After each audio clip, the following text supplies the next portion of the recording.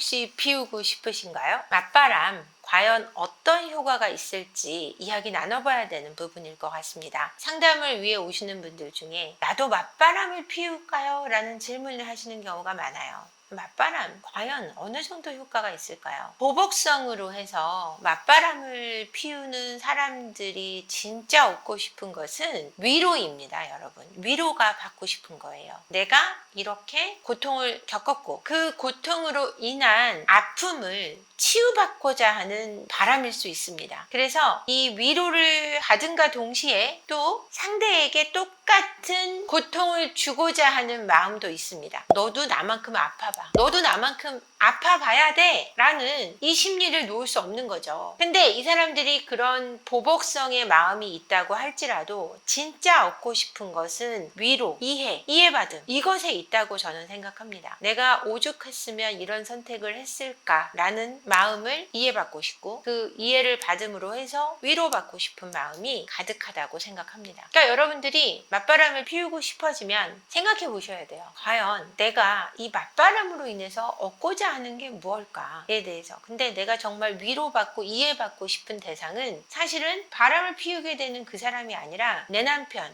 나에게 상처 준 내 아내라는 사실을 간과하고 있는지도 모르겠습니다.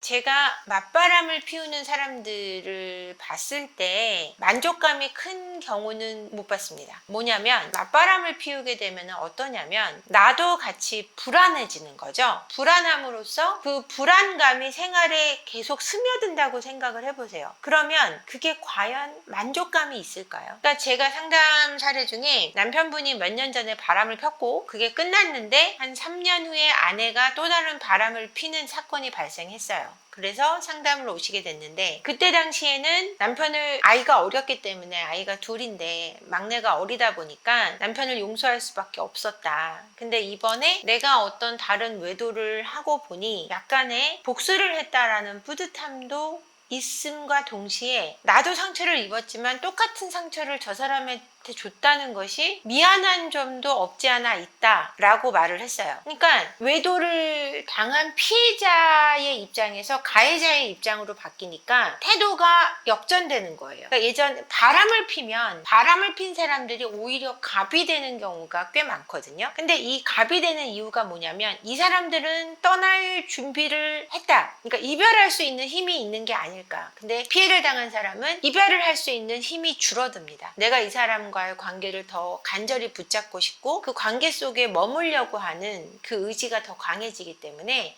을이 될 수밖에 없죠. 근데 이렇게 맞바람을 피우게 되면 본인이 갑이 되는 듯한 느낌이 들고 그 갑이 됨으로 해서 뭔가 피해자였던 시절의 마음은 잊어버리게 되기는 해요. 왜냐면 내가 상처를 받았을 때랑 줬을 때랑은 정말 입장 차이가 천차만별이거든요. 그런 부분을 생각하면 맞바람이 좋은 거 아니냐 이렇게 말씀하실 텐데 맞바람을 피면서 고통을 얻는 경우도 꽤 많아요.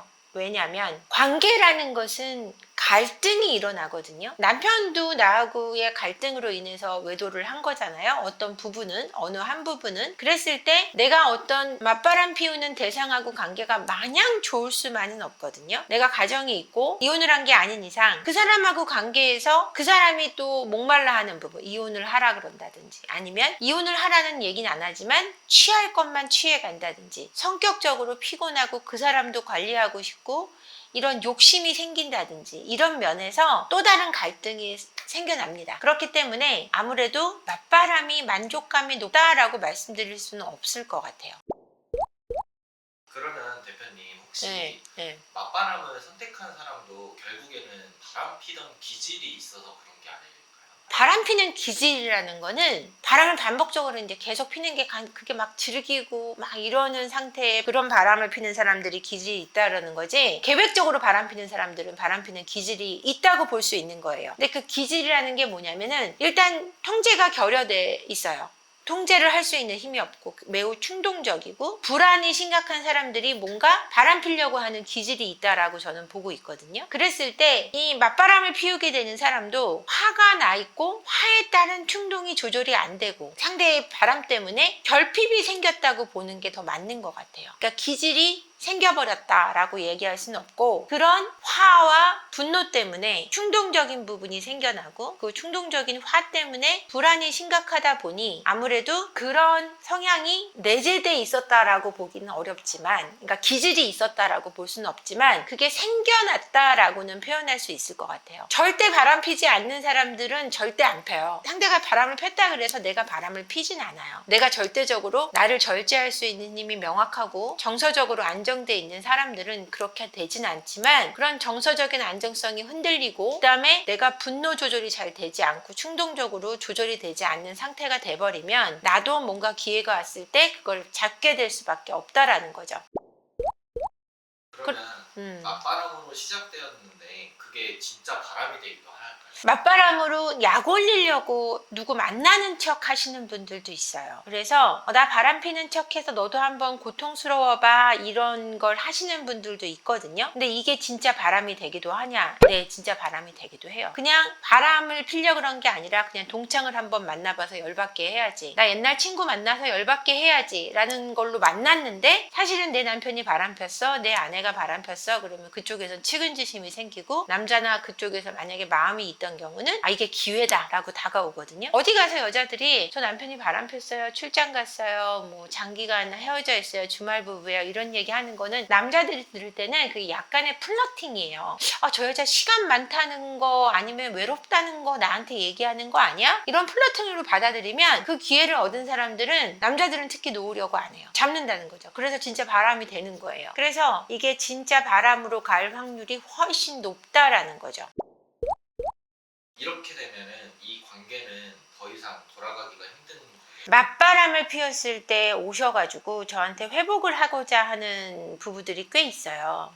그러니까 맞바람을 피웠지만 이제 괜찮아, 우리는 이제 서로 잘못했으니까 이제 잊자, 그리고 상담을 통해서 다시 돌아가는 경우도 꽤 많이 있습니다. 근데 그거는 굉장히 좋은 케이스고, 잘못한 거에 대한 서로 수용, 그거에 대한 후회, 그래서 결국 소중한 가치를 지키겠다 이렇게 결정할 때 오셔서 상담을 많이 받기도 하시는데요. 저는 맞바람이 관계 회복에는 전혀 도움이 된다고 생각하진 않아요. 깨진 신뢰가 더 크게 깨질 뿐, 상대적으로 서로 신뢰가 둘 다 깨진 부부는 법원에 갔을 때 무조건 이혼이 되거든요. 그러니까 법적으로는 이혼이 무조건 되는 쪽이에요. 근데 이거를 관계가 완전히 돌아가기 힘들다라고 할 수는 없어요. 둘이서 아까 제가 말씀드렸지만 서로 잘못한 거에 대한 인정, 그리고 사과에 대한 수용, 그리고 우리가 정말 소중한 가정이라는 가치를 지키고자 하는 마음, 이런 거일 때는 관계를 되돌릴 수 있는 분들도 꽤 많았다는 이야기를 해드리고 싶네요. 세퍼언니 TV를 시청해주시는 구독자 여러분, 안녕하세요. 저희 세퍼언니 리어브에서 오픈 채팅방을 개설했습니다. 여기서는 세퍼언니 저 한재원과 직접 대화를 나누실 수 있고요. 결혼 생활의 모든 문제, 외도 문제, 시댁 문제, 성격 차이, 그리고 경제 문제까지 모든 문제를 이야기 나누실 수 있습니다. 마음고생하시는 여러분의 버팀목이 되어드리겠습니다. 유튜브 설명란에 있는 링크를 통해 입장이 가능하시고요. 많은 참여 부탁드립니다. 여러분의 안정적인 가정을 기원합니다. 고맙습니다.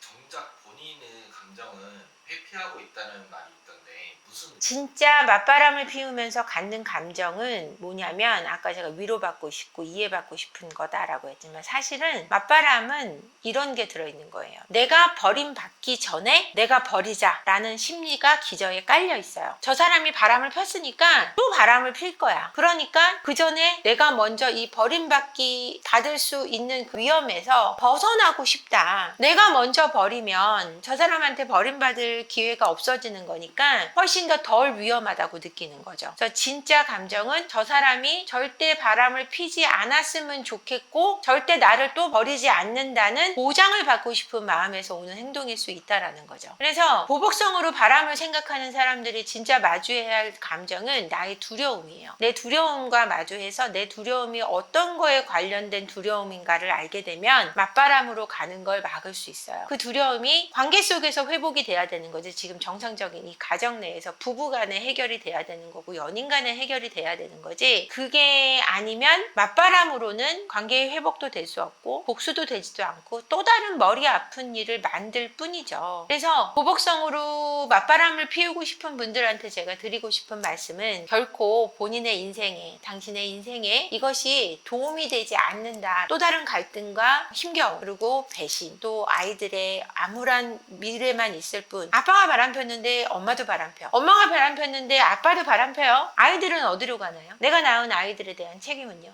아니, 이제 애들이 없으면 그럼 서로 바람 폈으니까 끝내, 이럴 수 있어요. 애들이 다 컸으면 그럴 수도 있어요. 근데 조물조물 오물오물 거리는 작은 아이들을 두고서 그런 행동을 양쪽에서 했을 때 아이들이 정서적으로, 그런 정신적으로, 육체적으로도 의지할 곳이 없어진다는, 그리고 여러분을 위해서도 결코 정서적으로 좋지 않다라는 이야기를 강력하게 해드리고 싶습니다. 여러분들 저희 영상 끝까지 봐주셔서 감사하고요. 구독과 좋아요 같이 부탁드리고 라이브를 위한 알림 설정, 많은 댓글 부탁드릴게요. 고맙습니다.